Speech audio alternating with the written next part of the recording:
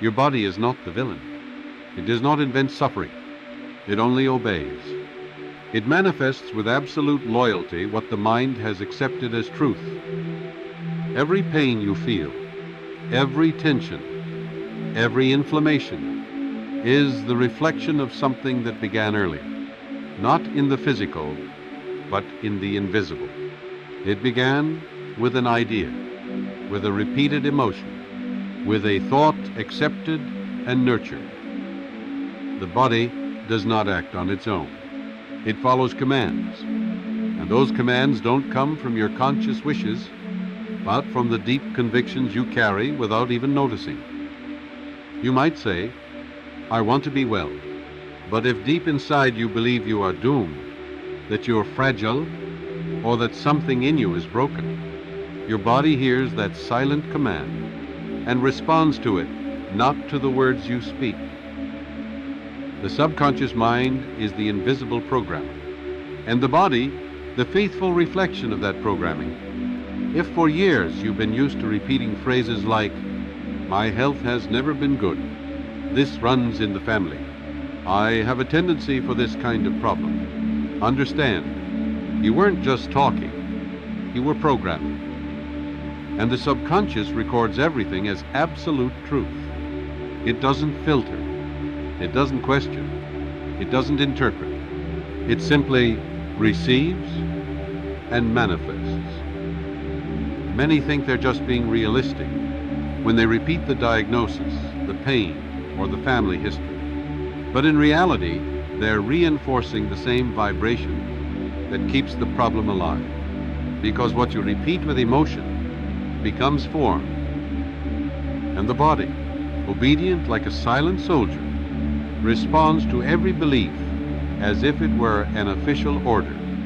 If you believe you are deteriorating, it gets sick. If you believe you are healing, it regenerates. The body has no will of its own. It has loyalty, and that loyalty is to what you believe most, even when you don't realize it. When you hold on to resentment, your body holds on to tension. When you suppress grief, your immune system slows down. When you carry guilt, your heart rate rises. Your nervous system stays alert. Your digestion weakens. These are not coincidences. They are conversations. Your body is speaking the language of what your mind refuses to release. You may try to silence the symptoms, numb the pain, run from the discomfort, but nothing will truly heal until you look within and ask, what is my body trying to say? I tell you this truth without hesitation. When the belief changes, the chemistry changes. When the pattern is interrupted, the healing begins. There are people who live for years under diagnosis, carrying labels like permanent tattoos. But when they chose to reject the label, when they chose to affirm a new reality, their cells responded. Their tissues responded. Their bodies obeyed the new mind. Because the power was never in the diagnosis. It was in the agreement. The moment you stop agreeing with the illness, you stop giving it power. The body does not create identity. The mind does. And when the identity shifts, the body follows, because that's what it's been doing all along. So I ask you now, what beliefs have you been rehearsing? What sentences have you been repeating? What ideas have you called truth without ever questioning their origin? If you want to change how your body feels, you must first change what your mind believes. You must say to yourself, gently but firmly, I release the old agreement. I choose the higher truth. Because when you declare a new inner reality, the outer body has no choice but to transform. The body was never the enemy. It was only the echo. And now you are free to change the voice it reflects. Behind every persistent pain, there is a persistent emotion, a memory that was never healed. a resentment that was never released, a sorrow that was never fully grieved. Your body remembers what your mind tries to forget. And the more you suppress, the more your body expresses. When you refuse to feel, your body starts feeling for you. That tension in your chest, perhaps it's not just stress. It may be the accumulation of everything you wanted to say, but swallowed to keep the peace. The ache in your back, maybe it's the weight of responsibility you never asked for, but accepted out of guilt. The tightness in your throat, it could be every no you never spoke, every enough you silenced, every truth you buried. I have seen people carry pain for decades, treating it only on the surface, while the real cause remained buried deep in the basement of their emotions. And year after year, their body echoed what the heart refused to voice. Because emotions that are not expressed do not disappear. They relocate. They find shelter in your nervous system. They linger in your muscles. They vibrate quietly inside your cells. And eventually, they speak through illness. You were not born to carry everything. You were not created to absorb guilt, to hold rage, to bury sorrow. You were created to release. But when society tells you, be strong, don't cry, move on, you learn to pretend. You smile with your face, while your organs suffer in silence. And your subconscious begins to believe. Feeling is weakness. Expression is dangerous. Pain must stay hidden. And so it hides. But it doesn't die. It waits. It waits for your permission to be acknowledged. And when that doesn't come, it finds another way to be seen. Through symptoms, through inflammation, through dis-ease. True healing does not begin with medication. It begins with honesty. It begins when you stop running from the memory, from the grief, from the moment you locked away. I say to you now, there is no healing without emotional truth. You must give yourself permission to feel it, to face it, to forgive it. And the moment you do, you release your body from the burden of carrying your emotional past. You let it return to peace, to balance, to its original divine design. Because your body is not betraying you, it's trying to protect you. It's trying to talk to you, and it will keep talking until you finally listen. A diagnosis is not your destiny. It is not the final word. It is not a spiritual decree. It is a suggestion, a mirror of your current condition, not a prophecy of your future. But the moment you accept it without question, without inner authority, without spiritual discernment, you allow that suggestion to take root in your subconscious. And once the subconscious accepts a belief, it stops looking for alternatives. It no longer sees options. It begins to recreate the reality that matches the label. You go from, I have been diagnosed, to, I am this diagnosis. And that shift in identity is what traps the body in repetition. I have seen this happen again and again. People walk out of the doctor's office not just with a diagnosis, but with a new identity. And that identity becomes their prison. They repeat the name of the illness, they Google it, they talk about it, they expect it. And expectation is power. What you expect consistently, you invite. And what you invite repeatedly, you embody. Now listen carefully. I am not telling you to ignore the facts. I am telling you to place facts under the authority of your faith. You are not here to worship human conclusions. You are here to call forth divine outcomes. You must understand The mind is not passive. It is creative. Whatever it agrees with, it starts building. So if you accept the diagnosis as identity, the body will adapt to fulfill it. But you have the power to reject the unwanted suggestion, to look it in the eye and say, that may be the current fact, but it is not my permanent truth. Every day, your subconscious asks one question: what reality do I serve today? And if you keep feeding it words of fear, images of illness, labels of limitation, that's the reality it will protect. But you can break the pattern. You can shift the story. You can say, I am not the name of a disease. I am the living expression of divine health. It is not denial. It is spiritual responsibility to hold a higher image even when your eyes see weakness, to affirm healing even when symptoms speak loud, to believe in restoration even when nothing feels restored. That is the work of a master mind, and when you live from that place, the diagnosis loses its power, because the only real authority over your body is the command your mind repeats with faith. Your subconscious mind has no eraser.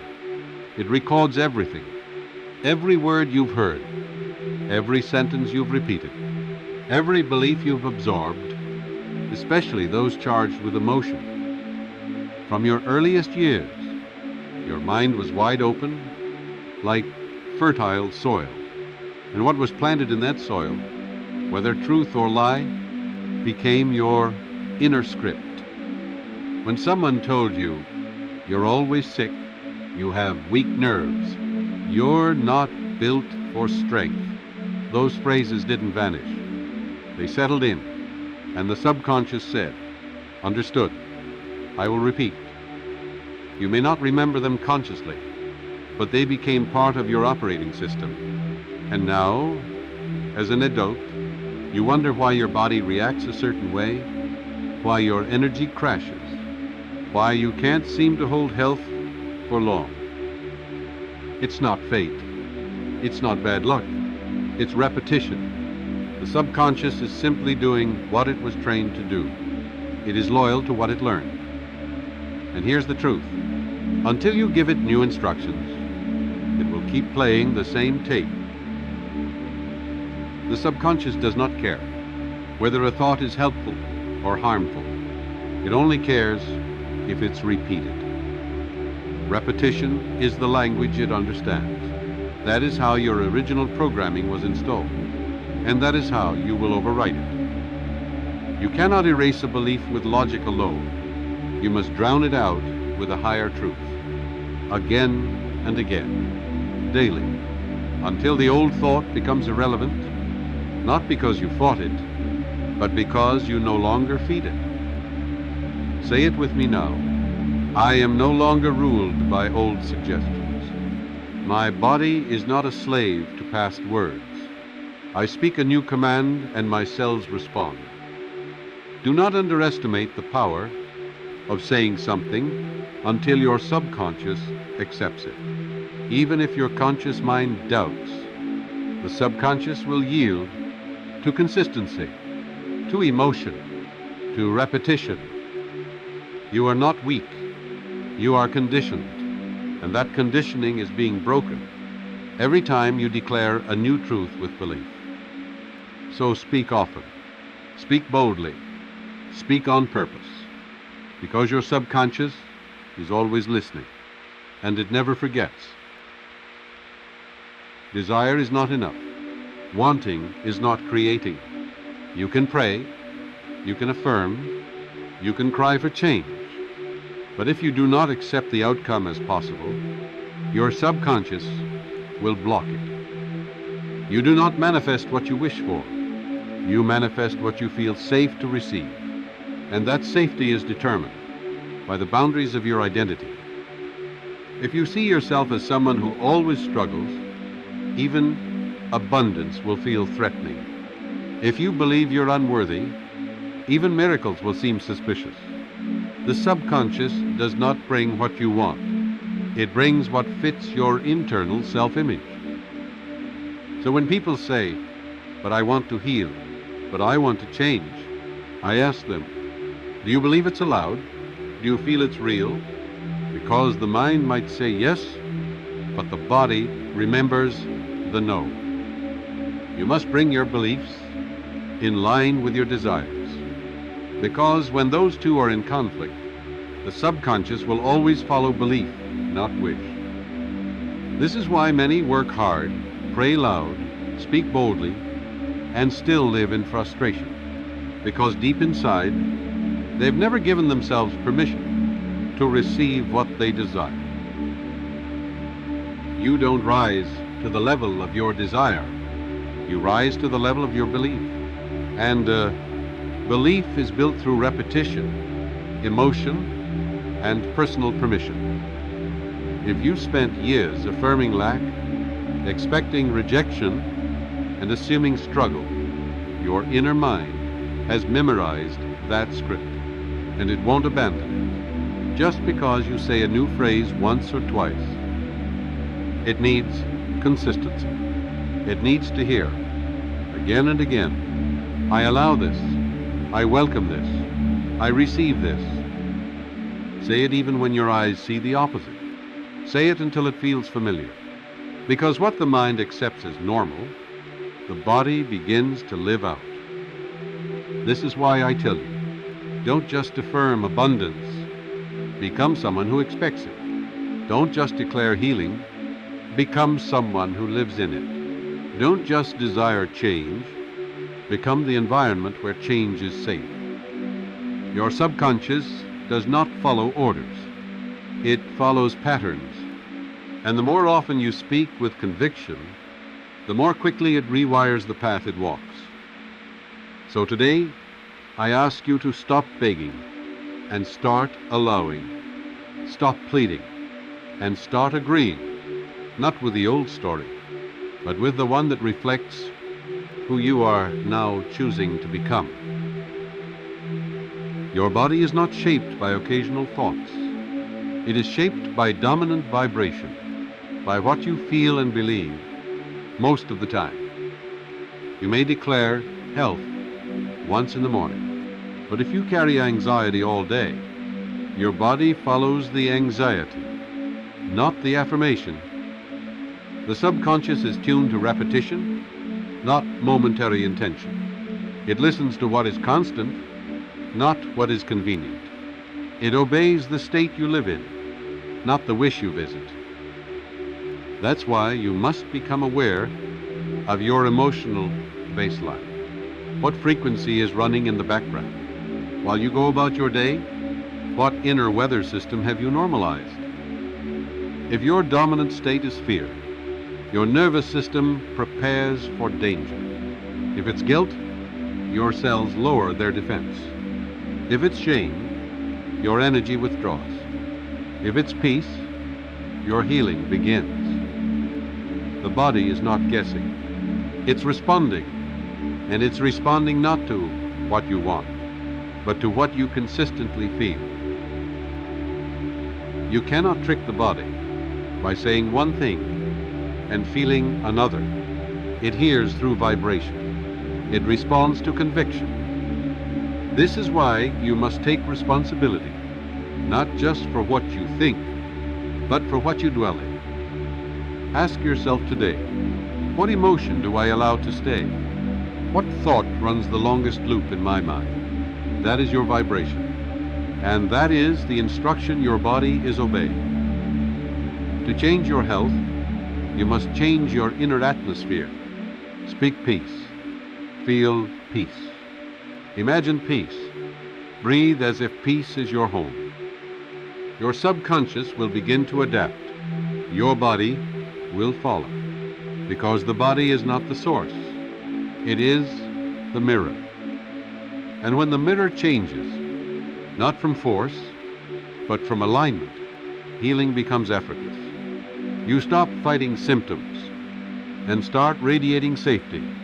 And in that safety, your body finds permission to restore.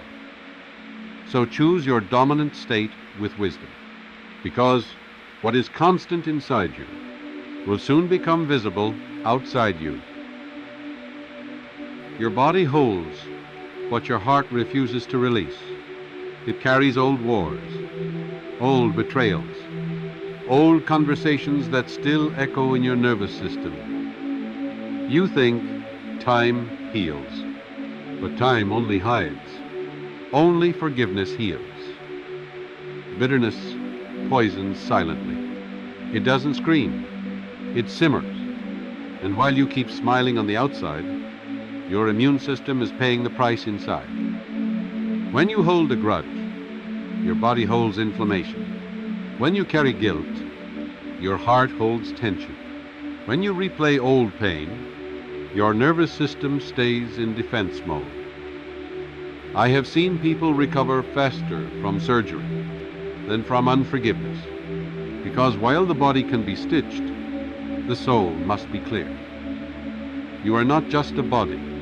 You are energy, intention, vibration. And when that energy is clouded by anger or shame, the flow of life is disrupted. Healing becomes delayed. The system stays locked. But here's what you must understand. Forgiveness is not saying, what they did was okay. Forgiveness is saying, what they did will no longer control me. Forgiveness is not a feeling. It is a spiritual command that tells the body, you can stop fighting now.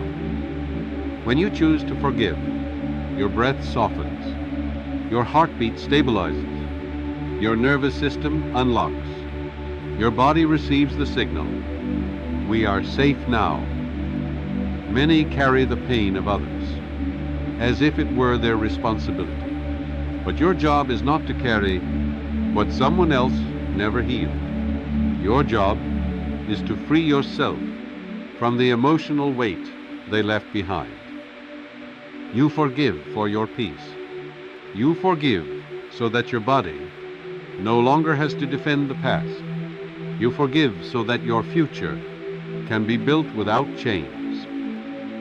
And the beautiful thing is this: the moment you truly forgive, your body responds immediately.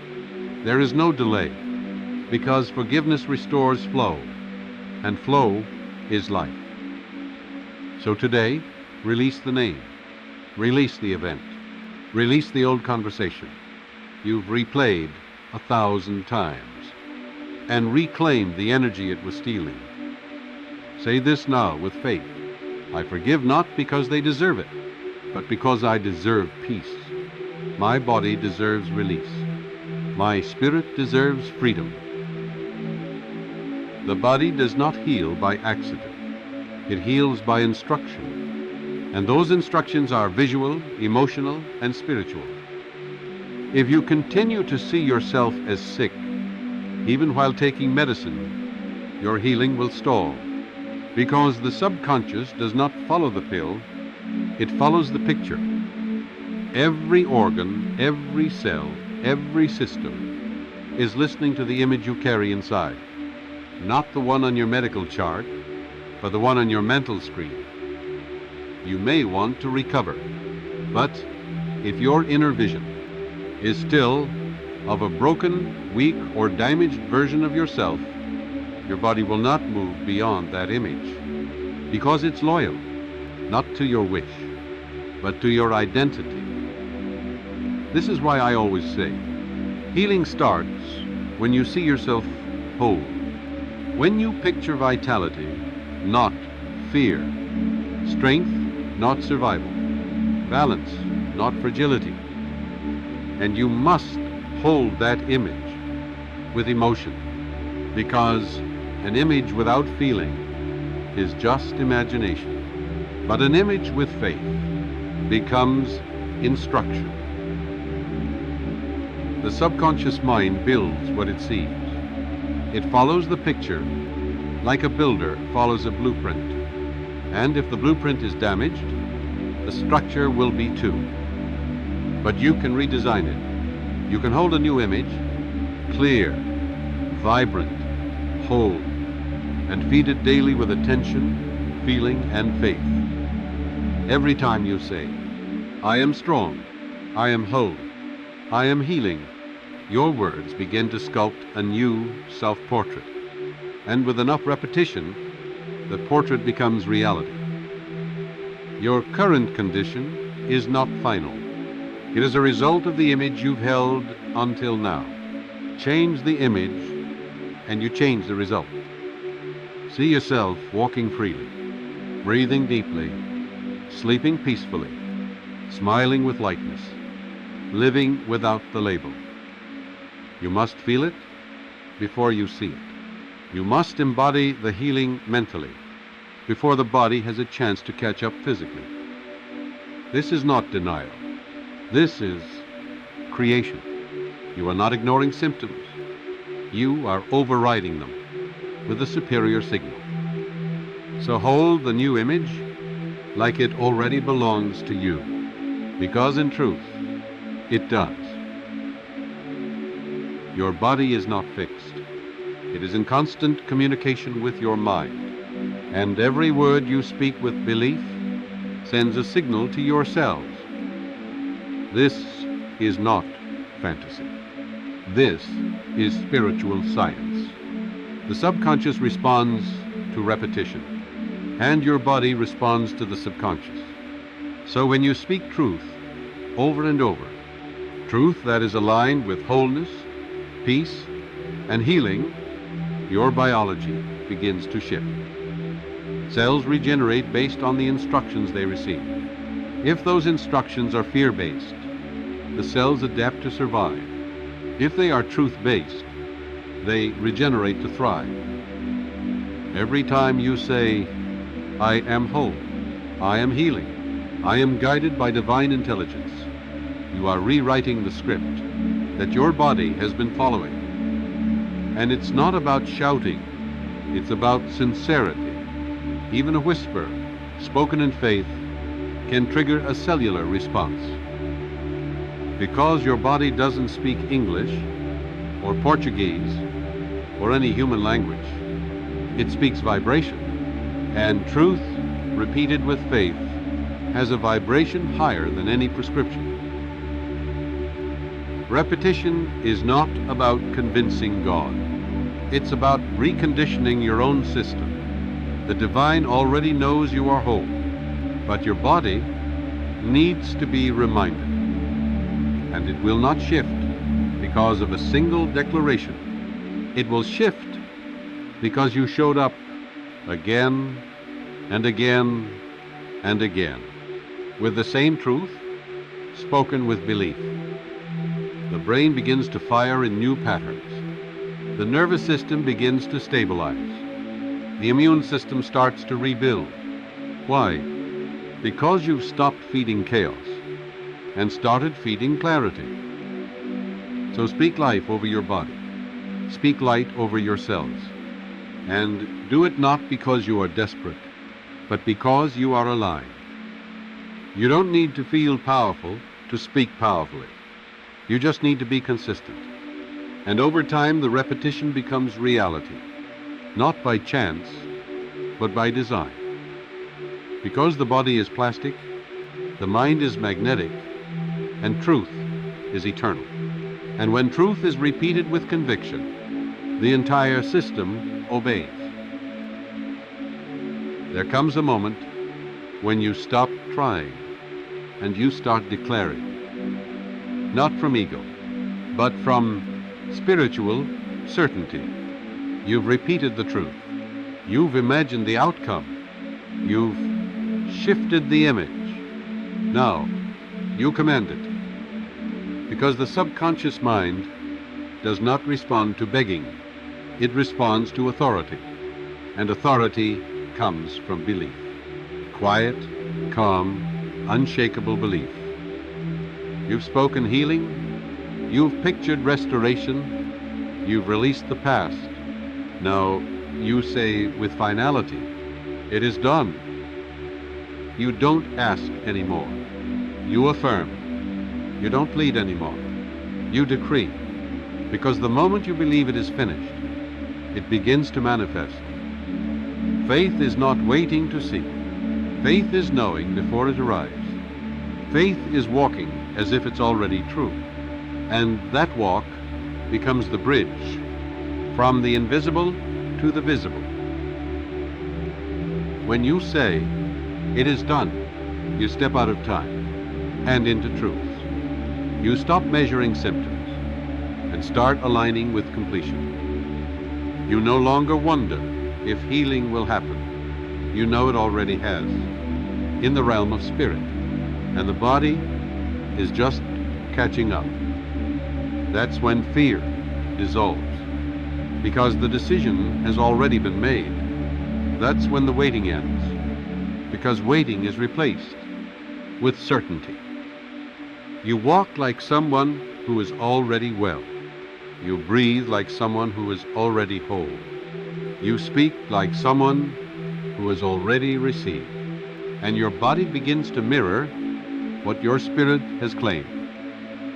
There is a power in finality, a vibration in spiritual confidence. And the subconscious mind respects that command. It stops searching for proof and starts building the reality. So today, give the command. Say it out loud. Say it within. Say it until the echo of truth becomes your new atmosphere. Not someday. Now. Not when it feels easier. No. Not when the symptoms vanish. But while they still speak, you speak louder. And you speak this: "It is done." You have heard the truth. Not just words, but principles that carry power. You've been reminded that your body is not broken. It is obedient. That your sickness is not punishment. It is programming. And that your healing doesn't come from effort, but from alignment. You now understand. You are not at the mercy of your past. You are not bound by a label. You are not defined by a diagnosis. You are the programmer. You are the authority. You are the command. And from this moment forward, you walk not as a patient, but as a creator, not as a victim, but as a vessel of divine design. Let this be the shift, not someday. Now, let this be the moment. Your body receives the memo. Your spirit has known all along, I am who? I am free. It is done. Speak it, live it, and let your new reality respond.